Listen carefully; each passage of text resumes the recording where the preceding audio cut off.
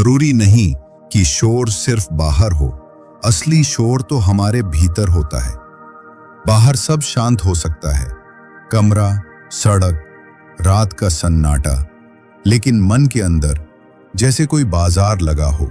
हर वक्त कोई न कोई विचार, चिंता या बीती बात सिर के भीतर घूमती रहती है। और सबसे अजीब बात यह है कि हमें इसकी आदत हो गई है। हम इतने आदी हो चुके हैं इस अंदरूनी शोर के कि हमें अब मौन की तलाश अजीब सी लगती है। अब सोचिए, अगर किसी दिन ये शोर एकदम रुक जाए तो क्या हो? कुछ लोग कहेंगे डर लगेगा, कुछ कहेंगे अच्छा लगेगा, पर असल में वो क्षण एक अनुभव होता है, एक ऐसी शांति जिसमें ना कोई विचार होता है, न शब्द, न प्रतिक्रिया, बस एक मौन होता है जो बोलता नहीं पर बहुत कुछ कहता है। आज हम उसी मौन की ओर एक छोटा सा कदम बढ़ा रहे हैं, वो मौन जहां हमारा असली मैं छिपा है। पर यह इतना आसान भी नहीं है। मन एक ऐसी नदी है जो बिना रुके बहती रहती है, कभी भविष्य के डर से तो कभी अतीत की उलझनों से। ये हमारे साथ ही सोती है, हमारे साथ ही उठती है, नींद में भी सपनों के रूप में चलती रहती है। और हम सोचते हैं कि हम इस पर नियंत्रण रख सकते हैं, जबकि असल में ये हमें नियंत्रित कर रहा होता है।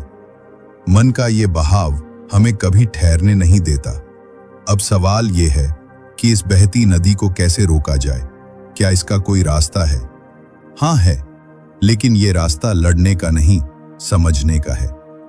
जब हम विचारों से लड़ते हैं तो वो और ताकतवर हो जाते हैं, पर जब हम बस उन्हें देखना शुरू कर देते हैं तो वो अपना असर खोने लगते हैं। हम जितना सोचते हैं उतना मन हमारे काबू में नहीं है, पर हमारी चेतना, हमारी नजर उसे देख सकती है, और वही पहली सीढ़ी है। आपने कभी खुद को किसी बहस से दूर रखते हुए सोचा है कि मैं ये सब देख रहा हूं? जब आप बस देख रहे होते हैं और प्रतिक्रिया नहीं देते, तब आप पहली बार साक्षी बनते हैं। साक्षी यानी दर्शक, जैसे कोई फिल्म देख रहा हो पर उसमें घुसा नहीं हो। विचार आ रहे हैं, जा रहे हैं, और आप बस उन्हें देख रहे हैं। जैसे आकाश में बादल आते जाते हैं, लेकिन आकाश वैसे का वैसा ही रहता है। यही वो फर्क है जो हमें समझना है। हम बादल नहीं हैं, हम आकाश हैं। विचार बादल हैं, आते हैं, चले जाते हैं। भावनाएं भी वैसी ही हैं, लेकिन हम तो वो चेतना हैं जिसमें ये सब घट रहा है। पर जब हम भूल जाते हैं कि हम कौन हैं और खुद को विचारों के साथ जोड़ लेते हैं, तभी दुख शुरू होता है।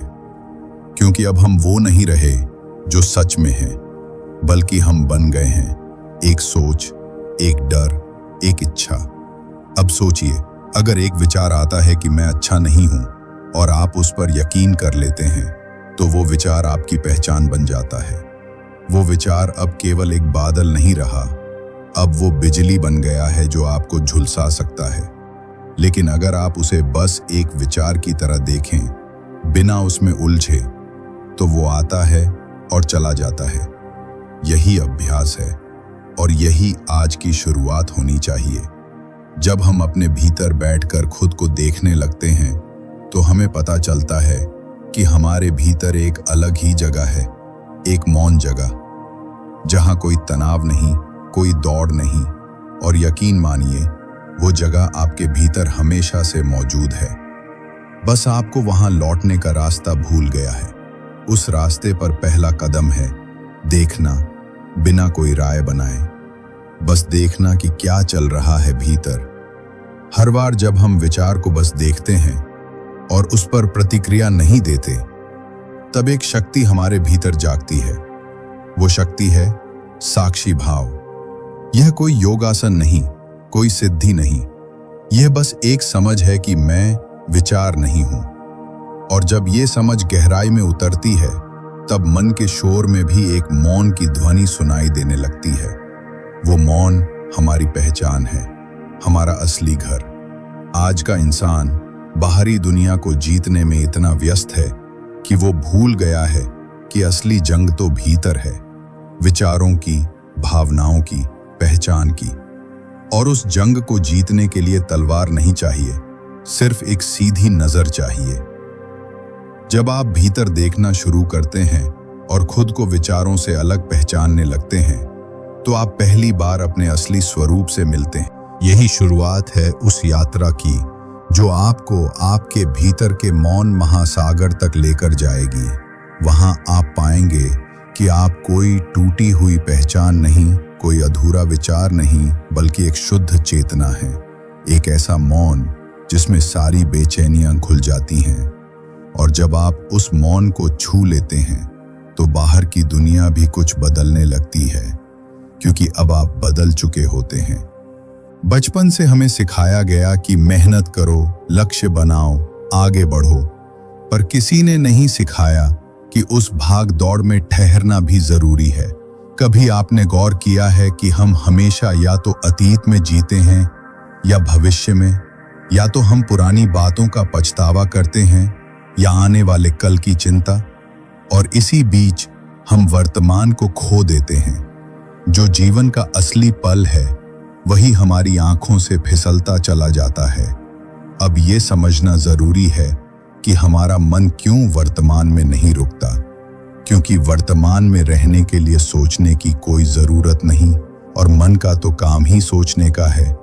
बिना सोचे वो खुद को बेकार मानता है, इसलिए वो बार बार आपको या अतीत में खींचता है या भविष्य में। मन एक चौकीदार की तरह है जिसे हर वक्त कुछ न कुछ देखकर भौंकते रहना है, चाहे वो खतरा हो या ना हो। पर उस चौकीदार की एक कमजोरी वो सांसों से जुड़ा है। जी हाँ, आपकी सांस। जब आप डरे होते हैं तो सांस रुक जाती है, जब आप शांत होते हैं तो सांस धीमी हो जाती है, और जब मन बेचैन होता है तो सांसें भी बेकाबू हो जाती हैं। यही वो रहस्य है जिसे ऋषियों ने हजारों साल पहले समझा कि मन को पकड़ना मुश्किल है, पर सांस को साधना आसान है। और अगर सांस को साध लिया तो मन अपने आप शांत हो जाता है। सांस एक ऐसा पुल है जो आपको आपके मौन से जोड़ सकता है। ये कोई कल्पना नहीं, बल्कि अनुभव की बात है। जब आप सिर्फ अपनी सांस को देखना शुरू करते हैं बिना उसे बदले, तब आप अपने ध्यान को वर्तमान में ले आते हैं। और जैसे जैसे ध्यान सांस में गहराता है, वैसे वैसे विचारों की ताकत कम होने लगती है। मन की ऊपरी लहरें धीमी पड़ने लगती हैं और भीतर की शांति उभरने लगती है। लेकिन दिक्कत ये है कि हम अपने विचारों से इतना जुड़ जाते हैं कि उन्हें अपनी पहचान बना लेते हैं। जैसे किसी ने कहा, तू कुछ नहीं कर सकता, और हमने उस बात को सच मान लिया। अब वो एक विचार नहीं रहा, वो हमारा आईना बन गया। पर सच ये है कि कोई भी विचार तब तक शक्तिशाली नहीं होता जब तक हम उसे खुद की सच्चाई न बना लें। उस तादात्म्य को तोड़ना ही आज की सबसे जरूरी साधना है। कल्पना कीजिए कि आपका मन एक सिनेमा की स्क्रीन है और विचार फिल्म की रील। जब तक रील नहीं चलती, स्क्रीन खाली है, पर जैसे ही विचार आते हैं, एक कहानी शुरू हो जाती है। डर की, दुख की या खुशी की। हम उस कहानी में खो जाते हैं, पर हम कहानी नहीं है, हम वो स्क्रीन है जिस पर वो फिल्म चल रही है। जब आप खुद को उस फिल्म से अलग पहचानते हैं, तभी विचारों की असली पकड़ टूटती है। कई लोग सोचते हैं कि विचारों से लड़कर ही शांति मिलेगी, पर सच्चाई ये है कि लड़ाई से विचार और मजबूत हो जाते हैं। असली रास्ता है बस उन्हें देखना, बिना जुड़ाव के, बिना प्रतिक्रिया के। जब कोई विचार आए तो बस उसे आने दें, जाने दें, जैसे एक मेहमान जो खुद ही चला जाए अगर आप उसे ध्यान न दें। यही है वैराग्य का सही अर्थ। चीजों को त्यागना नहीं, उनसे अपनी पहचान हटाना। वैराग्य कोई संन्यास नहीं है, ये समझ है कि विचार और भावनाएं आती जाती चीजें हैं और मैं उनसे परे हूं। जब आप ये समझते हैं कि ये विचार मुझ में है लेकिन मैं ये विचार नहीं हूं, तभी आप अंदर से आजाद होने लगते हैं। और यही आंतरिक स्वतंत्रता असली शांति की शुरुआत है। जब विचार आपके ऊपर राज नहीं करते बल्कि आप उनके दर्शक बन जाते हैं। अब सवाल उठता है, क्या ये सब इतना आसान है? नहीं, शुरुआत में मुश्किल जरूर लगेगा। विचारों की लहरें इतनी तेज होती हैं कि ध्यान टिकता नहीं, पर यही तो अभ्यास का अर्थ है, बार बार भटक कर वापस लौटना। जैसे माँ अपने बच्चे को बार बार गोद में लाती है, वैसे ही आप अपने ध्यान को वापस लाएं। हर वापसी एक नई मजबूती है। हर बार जब आप लौटते हैं तो आपकी साक्षी दृष्टि और गहरी होती जाती है। धीरे धीरे जब यह अभ्यास रोज का हिस्सा बन जाता है तो एक दिन ऐसा आता है जब विचार तो आते हैं पर उनका असर नहीं होता। वे सतह पर होते हैं और आप गहराई में। ऊपर हलचल है पर भीतर शांति है। जैसे समंदर की सतह पर तूफान हो पर गहराई में सब शांत। यही वो स्थिति है जब आप अपने असली स्वरूप से जुड़ते हैं और तब जीवन एकदम बदलने लगता है, बिना कुछ बदले हुए। अब जब आप अपने विचारों और भावनाओं को बाहर से देखना शुरू करते हैं तो धीरे धीरे आप उस गहराई की ओर बढ़ते हैं जो अब तक छिपी हुई थी। हमारे मन को समझने के लिए ऋषियों ने उसे एक महासागर कहा, एक विशाल समुद्र जिसकी सतह पर लगातार लहरें उठती हैं। यही सतह है जहां ज्यादातर लोग जीते हैं, जहां हर घटना, हर शब्द, हर याद एक तूफान बन जाती है और हम इन लहरों से ही अपनी पहचान बना लेते हैं। लेकिन इस सतह के नीचे एक गहराई है, एक ऐसी जगह जहां न कोई विचार है, न कोई प्रतिक्रिया। वहां सिर्फ मौन है, स्थिरता है। जैसे समुद्र की गहराई में तूफान का कोई असर नहीं होता, वैसे ही हमारे भीतर भी एक ऐसा स्थान है जो हमेशा शांत रहता है। वहीं हमारी असली चेतना निवास करती है, वहीं हमारी सच्ची शरण है।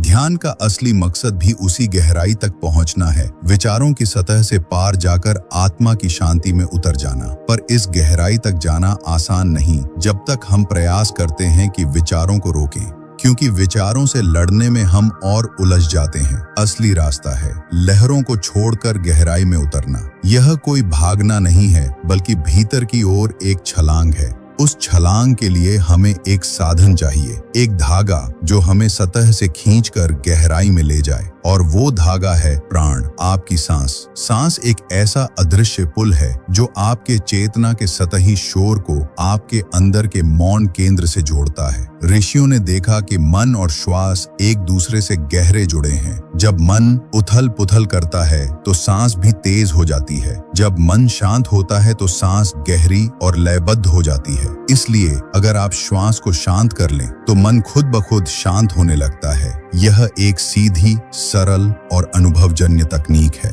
और इसी से जन्मी वो रहस्यमयी विधि सोहम ध्यान। ये कोई जादुई मंत्र नहीं बल्कि सांस के साथ सहज रूप से घटने वाला कंपन है। जब आप सांस भीतर लेते हैं तो सो मैं वही हूं, और जब आप सांस छोड़ते हैं तो मैं अहंकार हूं। हर सांस के साथ आप उस परम चेतना को अपने भीतर ले रहे हैं और अपने छोटे मैं को बाहर भेज रहे हैं। ये केवल ध्यान नहीं, ये पहचान बदलने की प्रक्रिया है। सोहम कोई अभ्यास नहीं जिसे जबरदस्ती करना पड़े। यह तो बस एक स्मरण है कि आप कौन हैं। यह एक लय है जो आपके भीतर पहले से मौजूद है। जब आप इस लय में बसना शुरू करते हैं तो विचार कम होने नहीं लगते, वे अप्रासंगिक होने लगते हैं। जैसे किसी पार्टी में बहुत शोर हो लेकिन आप किसी प्रिय की आंखों में खो जाएं तो शोर होते हुए भी सब शांत लगने लगे। यही सोहम की शक्ति है, लेकिन इसमें भी भटकाव होगा। ध्यान करते हुए कोई पुरानी याद, कोई चिंता, कोई विचार फिर से ध्यान खींचेगा, और यही वो पल होता है जहां साधना असली रूप लेती है। तब आपको गुस्सा नहीं करना, निराश नहीं होना, बस प्यार से अपने ध्यान को फिर से सांस पर ले आना है। जैसे माँ अपने भटके हुए बच्चे को वापस घर लाती है। हर बार लौटना ही सच्ची साधना है। हर वापसी आपकी साक्षी दृष्टि को और दृढ़ करती है। धीरे धीरे ये अभ्यास आपका स्वभाव बनने लगता है। आप महसूस करते हैं कि विचार अब भी आते हैं पर उनका असर नहीं होता, भावनाएं उठती हैं पर आप उनमें डूबते नहीं। आप अब सतह पर नहीं, गहराई में जी रहे होते हैं, और वही गहराई, वही मौन, वही शांति असली ध्यान है। ये कोई सिद्धि नहीं है, ये आपकी असली प्रकृति है जो हमेशा से थी, बस आपने उसे पहचाना नहीं था। आज अगर आप इस प्रक्रिया को अपनाते हैं तो आप सिर्फ शांत नहीं होंगे, आपकी पूरी उपस्थिति बदल जाएगी। आप उन हजारों लोगों में से एक बन सकते हैं जो आज भी अपने मन के शोर में रास्ता खोज रहे हैं। आप एक जीते जागते उदाहरण बन सकते हैं कि शांति कोई सपना नहीं, एक जीवंत अनुभव है, और यह अनुभव किसी खास व्यक्ति के लिए नहीं, बल्कि हर उस इंसान के लिए है जो एक बार रुककर अपनी सांस को सुनना चाहता है।